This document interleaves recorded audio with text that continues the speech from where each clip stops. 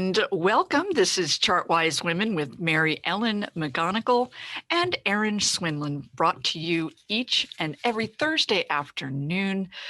We have lots that we are very looking forward to sharing with you. I'd like to begin by asking you, Erin, how are you doing? How are things? Oh, I'm doing all right. I don't know about you, but the dust and ash coming off of those mountains that were burning, at least behind us. Right. The grime is on everything. We're walking around coughing.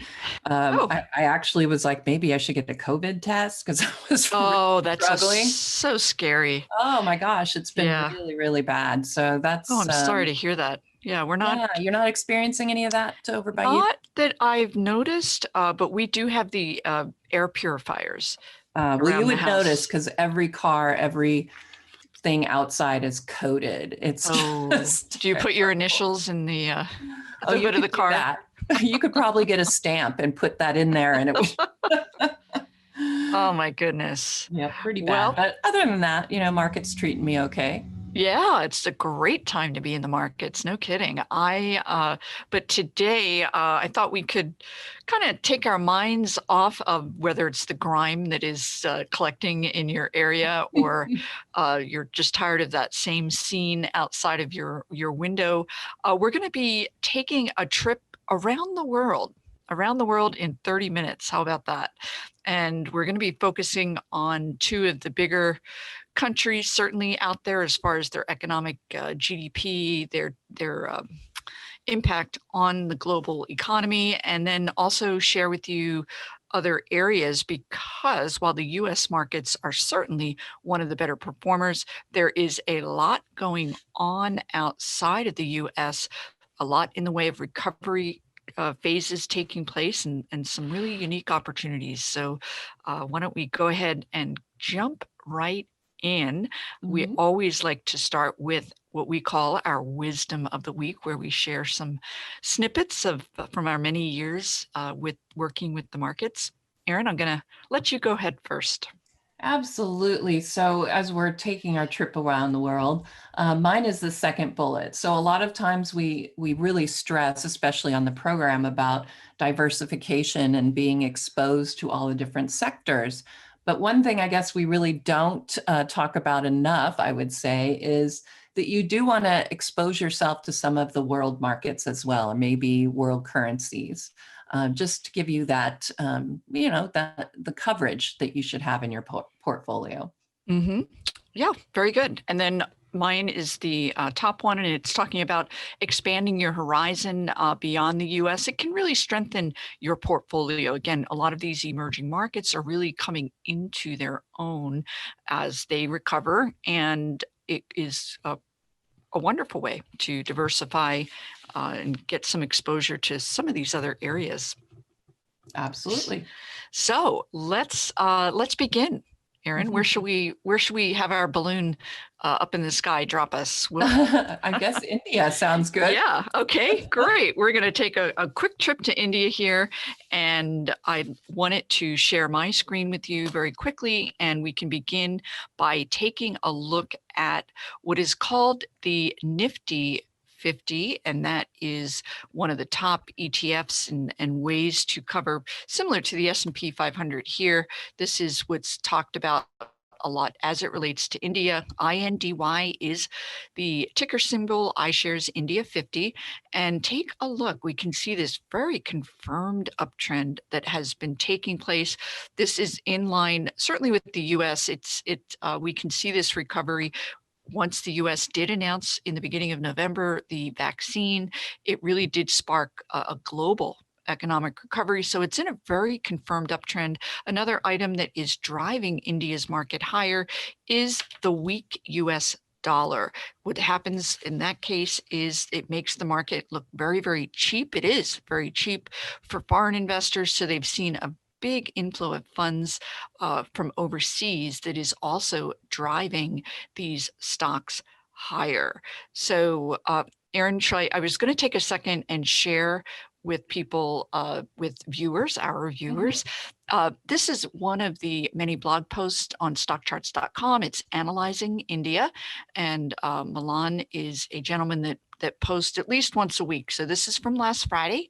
He did go ahead in the bottom of his article, do a little bit of sector analysis for this week.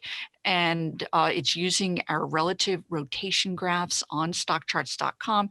So quite simply up here, we can see these are your areas that are working really quite well. It is banking, financial services, metal, and real estate. Those are your big growers currently in the markets there. So I do have a couple of stocks, a banking stock. Erin, I don't know if you want to pull up. Go ahead. Sure. Okay. It's IBN, and we can both talk about it. It's one of the bigger banks in India, and we can see it is an ADR, so it is providing you with the ability in the US to go ahead and purchase the stock if you're inclined. But what attracted me here is this stock's gap up with a base breakout on big volume. So it appears to be in a nice confirmed uptrend. Banks were one of the areas that our analyst for India highlighted as being constructive. Yeah, I like that chart better than the Nifty chart. That momentum, I like the way that's coming up with that crossover on the MACD, PPO. And it's not really particularly overbought, which a lot of stocks we are finding in the market right now are quite overbought. Right. So still in the potential beginning stages. I'm going to share another stock, energy, and it is an energy producer, AZRE, another ADR in India. So we did have this stock break out of a base to new highs, but more recently it is pulling back. We can see the MACD with the black line down through the red is indicating that this upside momentum may be pausing, and you will certainly see that with various stocks. You're going to want to see it find support, ideally at these simple moving averages. RSI is poised to trend a little bit negative here, but it is one of the electricity providers in India. And we can look at one other stock, because India is also among many parts of their economy. They are a large producer of pharmaceutical goods worldwide. This is Dr. Reddy's Laboratory, RDY, and we can see that the stock has reversed this 2-month downtrend. It's broken back above these simple moving averages. Your MACD just popped up here into positive territory, and the RSI is trending upward as well. So I think, I did realize, you mentioned the dollar and its weakness and how that can help help these ETFs and help those companies outside of the US.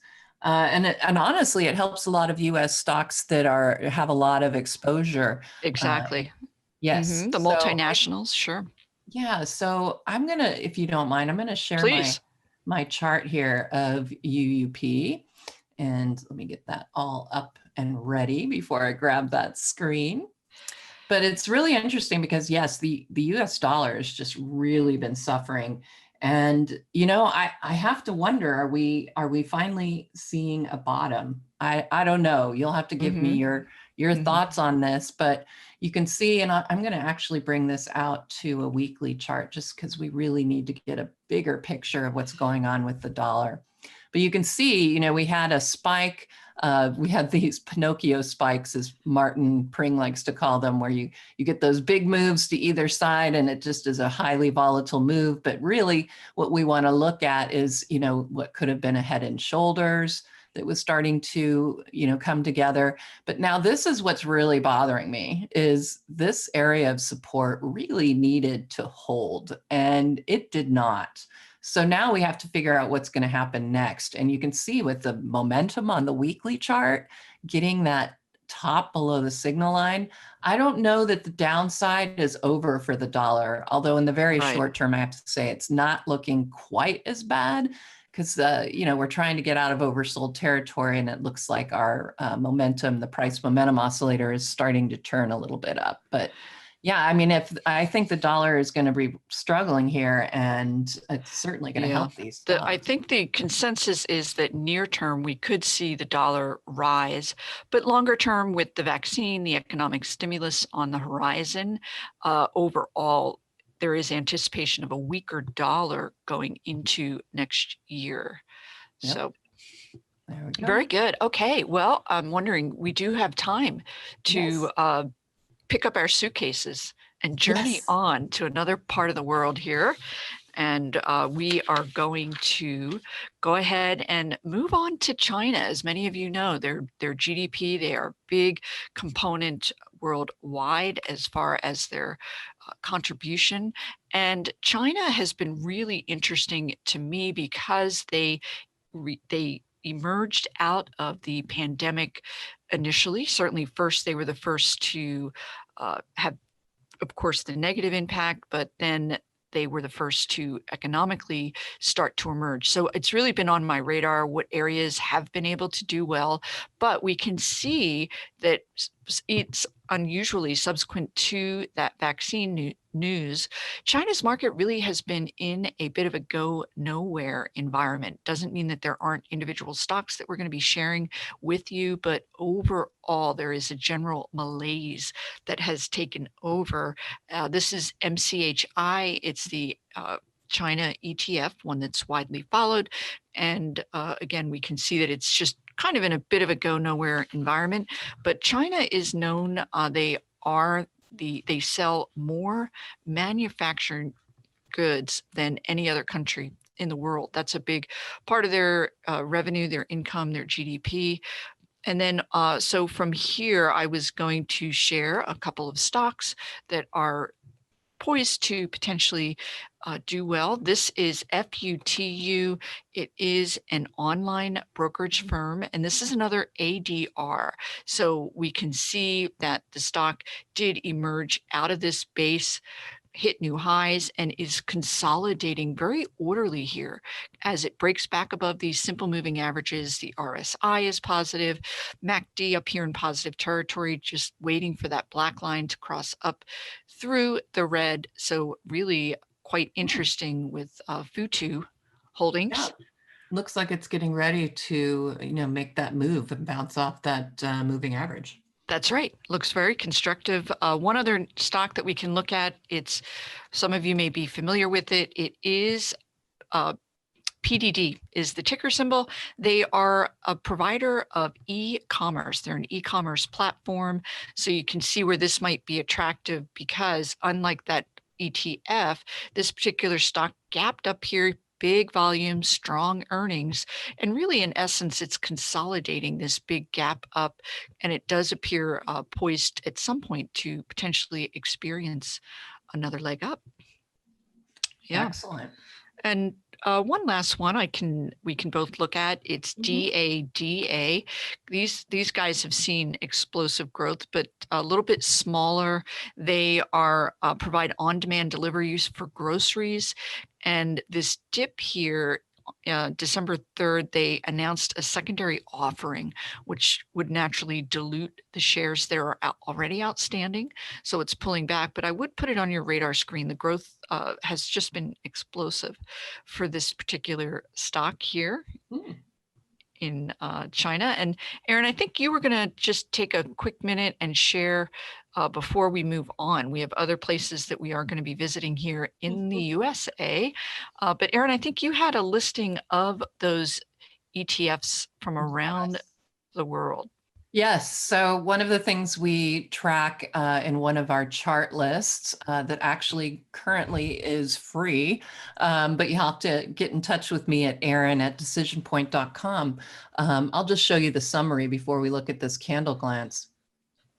But I have all of the major ETFs that are done by iShares, I believe most of these are. And so we were looking at China, we've looked at India.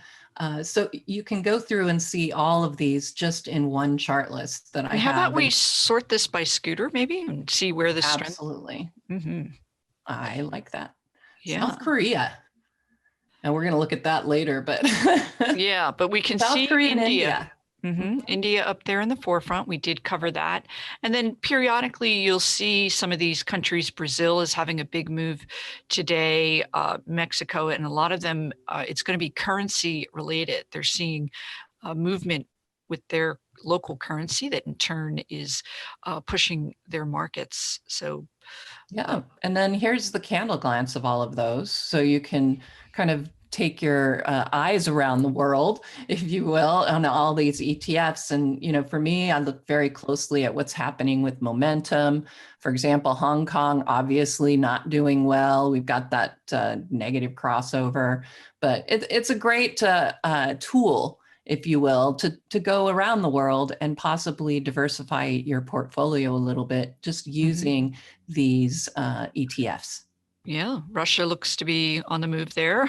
Yes, Russia is very interesting to me right now. I think that, I think that chart is starting to look really, really interesting. And boy, talk about a rally that's just going crazy right now. Exactly. Yeah. Just parabolic. Okay, well, we are going to take a very brief break. When we get back, we have two more areas and they are in the US. Actually, one is in the US, one is on the other side of the border. Pardon me, but stay tuned. We will be right back.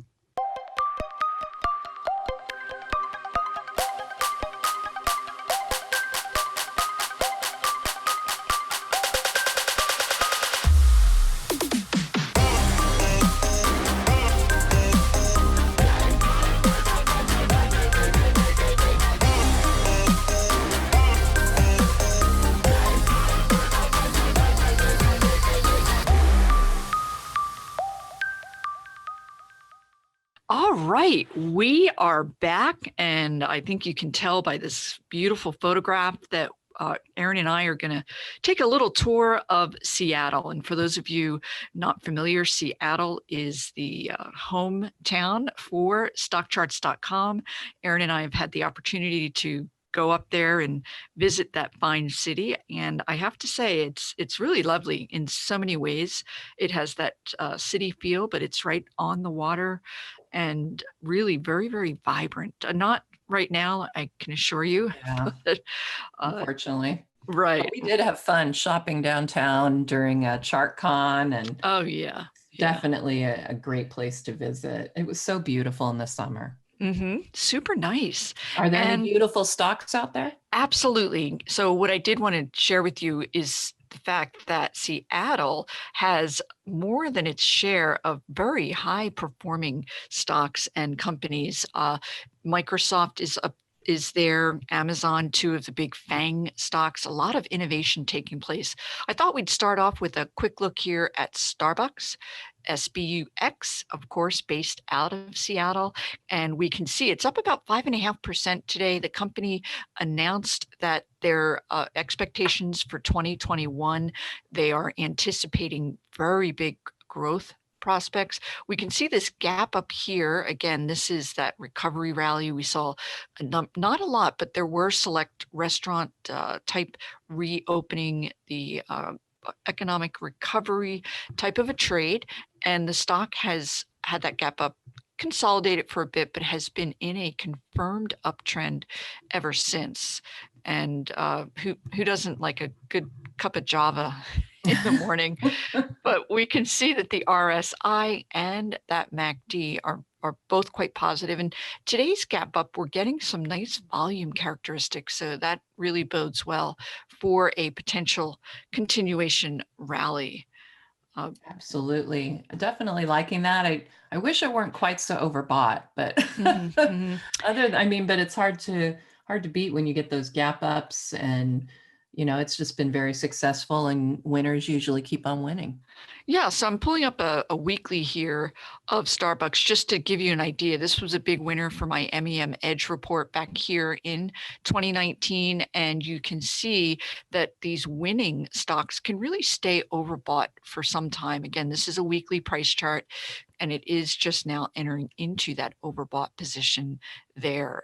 Excellent point. Excellent point. Overbought conditions can persist in a bull market. That's how it works. You got it. Yeah. Here's another one out of Seattle that you might not be familiar with, and it is Zillow, pardon me. For those of you not familiar, this is a platform that provides real estate information, but the company really has expanded. Take a look at this nice uptrend that started here in July. They also provide services. If you're interested in selling your home, they will take all of the duties away from you in a good way. They will put your house on the market. They will actually, from what I understand, will help you fix it up, provide financing there, provide the platform and the visibility, and really the whole thing in one fell swoop. So they're really taking a lot of the hassle out of home selling, and the markets like that. We can see it is poised to break out of this 1 month base here today. So very constructive chart there with Zillow. Absolutely. Love it. Yeah. And so we can look at another company based out of another big mega cap up there in Seattle. This is Boeing, and BA is the ticker symbol. Take a look at the turnaround that's taking place here. Boeing did, at this juncture, this gap up. This was in anticipation that the FAA would allow the company to continue with their 737 jet that was down. It was put on hold for 2 years because of the fatal flights that had taken place, but they are now back in business, if you will. That's this gap up here, and the stock has been in a very confirmed uptrend ever since. A lot of suppliers to Boeing are also seeing similar downtrend reversals, so we can see that nice uptrend taking place there. And I believe we might have time for one more quick stock. Yes, I think so. Take a look. Actually, why don't we move on to China? I'm sorry, Canada? Yeah, we've already been there. Yeah. Let's go ahead, hop over to Canada. And Erin, I'm going to let you pick up the pieces here. All right, sounds good. So, StockCharts has a very rich database, if you will, of Canadian stocks. And I just wanted to show our viewers how you can take advantage of, if you want to look specifically for Canadian stocks. And it's really simple. So you just go to your technical scan workbench here on StockCharts.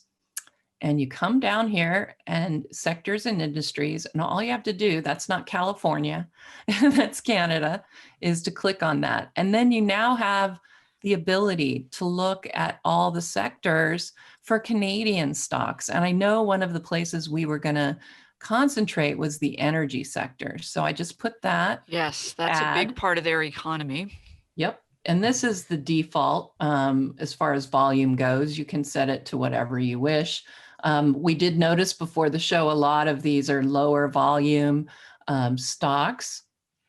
Here, I'm going to run that scan, and here are my results. So there's 92 Canadian stocks covered on StockCharts that are from the Canadian markets. In energy. And yes, and in energy in particular. Right. And so we did it by scooter. And as you can see, a lot of these are very low price. So if it's something you get involved in, you should always be aware the volatility might kill you. So in the smaller names, sure. Yes. And so, yes, you can go through and take a look at some of, okay, here's some higher prices. I know you have CNQ on your list. So right, exactly. Yes, so I'm gonna look at, I think I'm gonna look at this one, Precision Drilling. That's another well-known company. Yes, and this one, it looked like it was getting ready to have this terrible downtrend. The momentum had turned negative, and the RSI was very, very overbought. And so it had this pullback, and it pulled back right to that 20-day EMA.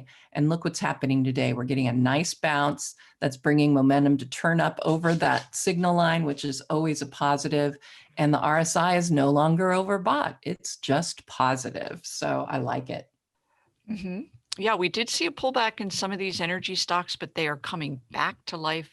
Not US, but oil prices are, I would say they're above 50, and that's huge. They had been lingering around that 45, 48 level. So oil prices, we are definitely continuing upwards. So we're seeing a lot of movement in these energy stocks that have been really down and out, and they are currently reversing their downtrends. Yep. And So, here's the oil chart since you mentioned it. yeah, this is the light crude. There's Brent. There are different metrics that are used, but we can see that overall, ever since the beginning of November, they've been in a very nice uptrend. Subscribers to my MEM Edge report know all about it. We've been talking about the OPEC meeting that took place last week and some other dynamics that could continue to keep this energy index and sector up and alive. Absolutely. Yep. All right. So I think it's time to carry on to our last segment where we scour the headlines globally for items of interest. And it's, yeah, that happened. And this week, we're going to take us even further into space. Our journey continues. And the article that we're referencing here is talking about an event that is being viewed as once in a lifetime. And it's in fact taking place December 21st. And it is Jupiter and Saturn. They're going to would appear to merge. They're going to get that close. It's a rare winter solstice event, and it has not occurred in 800 years. Erin, I think you were kind of on top of this. I'm so excited about this. Yes, 0.1 degrees away from each other. It's supposedly, you can see it from anywhere on the Earth. So it looks like the two stars. And when they start to merge like that, it makes them super bright. Some people are saying it's the Star of Bethlehem on December 21st. You can make your own decision about that, but very interesting. And I can't wait. So. Yeah. Well, you probably get to see a lot of sky out there, and I as well. Nice open. And they're so bright. Don't worry if there's a lot of light pollution. You're still going to see it. So yeah, West Coast, it's right after sunset. All right. Well, let me take a look. I'll share with you some stocks that kind of align with this theme. First up is Virgin Galactic. A lot of you may be familiar. SPCE is the ticker. I would call it the Tesla of space travel, because it's really been just on a tear, if you will. A lot of interest taking place. The stock broke out of this nice 3-week base back here at the end of November and is continuing in a very confirmed uptrend. We do still have that overbought, but we can go back. The exuberance can really get high for this particular stock. They're in the throes of allowing space travel for all. So it's really super, super exciting.